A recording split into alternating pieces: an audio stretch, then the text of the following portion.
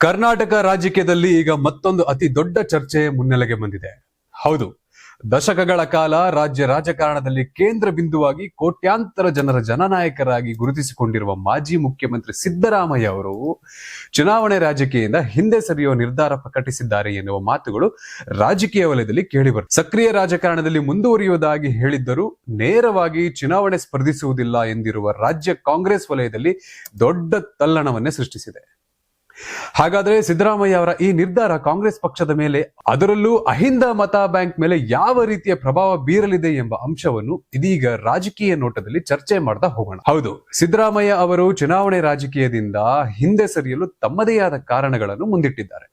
ಇಂದಿನ ರಾಜಕೀಯದಲ್ಲಿ ಹಣಬಲ ಮತ್ತು ತೋಳ್ಬಲದ ಪ್ರಭಾವ ಹೆಚ್ಚಾಗಿರುವುದನ್ನು ಪ್ರಸ್ತಾಪಿಸಿರುವ ಅವರು ಈ ಸವಾಲುಗಳನ್ನು ಎದುರಿಸಿ ಚುನಾವಣೆ ಎದುರಿಸುವುದು ಕಷ್ಟವಾಗುತ್ತಿದೆ ಎಂದು ತಮ್ಮ ಮನದಾಳವನ್ನು ಹಂಚಿಕೊಂಡಿದ್ದಾರೆ. ಹೀಗಾಗಿ 2028ರ ವಿಧಾನಸಭೆ ಚುನಾವಣೆಯಲ್ಲಿ ತಾನು ಸ್ಪರ್ಧಿಸುವುದಿಲ್ಲ ಎಂದು ಸ್ಪಷ್ಟಪಡಿಸಿದ್ದಾರೆ. ಈ ವಿಚಾರವಾಗಿ ಪ್ರತಿಕ್ರಿಯೆ ನೀಡಿರುವ ಕೆಪಿಸಿಸಿ ಅಧ್ಯಕ್ಷ ಬಿಕೆ ಹರಿಪ್ರಸಾದ್, ಸಿದ್ದರಾಮಯ್ಯ ಅವರು ನೀಡಿರುವ ಕಾರಣಗಳು ಅರ್ಥಗರ್ಭಿತವಾಗಿವೆ.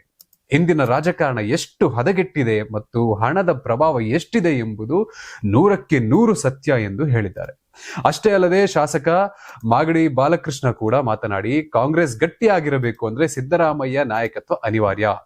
ಚುನಾವಣೆ ರಾಜಕೀಯದಿಂದ ಅವರು ಹಿಂದೆ ಸರಿದರು ಕೇಂದ್ರ ರಾಜಕಾರಣದಲ್ಲೋ ಅಥವಾ ರಾಜ್ಯಸಭೆಯಲ್ಲೋ ಅವರಿಗೆ ಉತ್ತಮ ಸ್ಥಾನಮಾನ ಸಿಕ್ಕಿ ಅವರು ಸಕ್ರಿಯವಾಗಿರಬೇಕು, ಇಲ್ಲವಾದರೆ ಪಕ್ಷಕ್ಕೆ ಕಷ್ಟವಾಗಲಿದೆ ಎಂಬ ಅಭಿಪ್ರಾಯ ವ್ಯಕ್ತಪಡಿಸಿದ್ದಾರೆ. ಈಗ ಎಲ್ಲರ ಮುಂದಿರುವ ದೊಡ್ಡ ಪ್ರಶ್ನೆ ಅಂದ್ರೆ, ಸಿದ್ದರಾಮಯ್ಯ ಚುನಾವಣಾ ರಾಜಕೀಯದಿಂದ ನಿರ್ಗಮಿಸಿದರೆ ಕಾಂಗ್ರೆಸ್ ಪಕ್ಷದ ಮತ ಬ್ಯಾಂಕ್ ಕತೆ ಏನು ಅನ್ನೋದು ರಾಜಕೀಯ ವಲಯದಲ್ಲಿ ಸದ್ಯ ಹೆಚ್ಚು ಚರ್ಚೆ ಆಗ್ತಿದೆ. ಸಿದ್ದರಾಮಯ್ಯ ಅಂದ್ರೆ ಕೇವಲ ಒಬ್ಬ ನಾಯಕರಲ್ಲ, ಬದಲಿಗೆ ಅವರು ಲಕ್ಷಾಂತರ ಜನರ ನಂಬಿಕೆ. ಅಲ್ಪಸಂಖ್ಯಾತರು, ದಲಿತರು ಹಾಗೂ ಹಿಂದುಳಿದ ವರ್ಗಗಳು ಅಂದ್ರೆ ಅಹಿಂದ ಮತದಾರರ ಅತಿ ದೊಡ್ಡ ಶಕ್ತಿಯೇ ಸಿದ್ದರಾಮಯ್ಯನವರು. ವೈಯಕ್ತಿಕ ನೆಲೆಯಲ್ಲೇ 20% 25% ಮತಗಳನ್ನು ಕಾಂಗ್ರೆಸ್ ಪಕ್ಷದ ಕಡೆ ಸೆಳೆಯುವ ಅಸಾಧಾರಣ ಸಾಮರ್ಥ್ಯ ಇವರಲ್ಲಿದೆ. ಅವರ ಈ ಜನಮನ್ನಣೆಯನ್ನು ಕಡೆಗಣಿಸಲು ಯಾವ ಪಕ್ಷಕ್ಕೂ ಸಾಧ್ಯವಿಲ್ಲ. ಮುಂಬರುವ ಚುನಾವಣೆಯಲ್ಲಿ ಕಾಂಗ್ರೆಸ್ ಪಕ್ಷಕ್ಕೆ ನಿರ್ಣಾಯಕ ಮತಗಳನ್ನು ತಂದುಕೊಡುವಲ್ಲಿ ಅವರು ಸಕ್ರಿಯ ಪ್ರಚಾರ ಅನಿವಾರ್ಯವಾಗಿದೆ.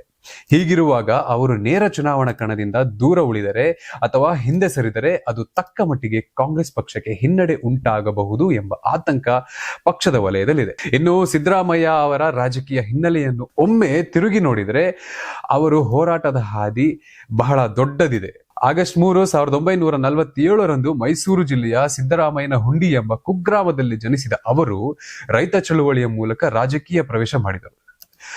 1983ರಲ್ಲಿ ಚಾಮುಂಡೇಶ್ವರಿ ಕ್ಷೇತ್ರದಿಂದ ವಿಧಾನಸಭೆ ಪ್ರವೇಶಿಸಿದ ಸಿದ್ದರಾಮಯ್ಯನವರು ಜನತಾ ಪಕ್ಷ, ಜನತಾದಳ ಹಾಗೂ ನಂತರ ಕಾಂಗ್ರೆಸ್ ಸೇರಿ 2 ಬಾರಿ ರಾಜ್ಯದ ಮುಖ್ಯಮಂತ್ರಿಯಾಗಿ ಐತಿಹಾಸಿಕ ಆಡಳಿತ ಮಾಡಿದ್ದಾರೆ.